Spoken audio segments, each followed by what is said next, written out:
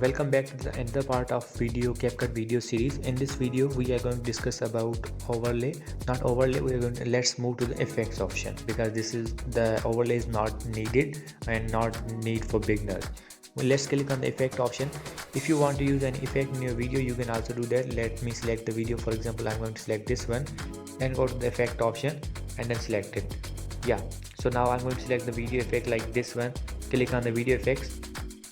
After clicking on the video effects, you are going to see the options like this is the video effect. You can also use that.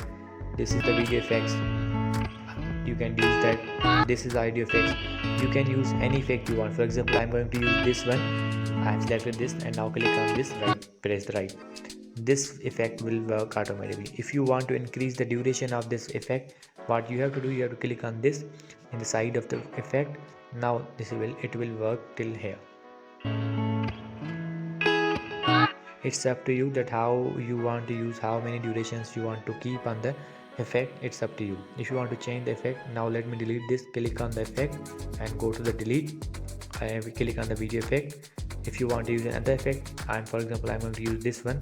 Now click on this and press on the right, and this will work like this.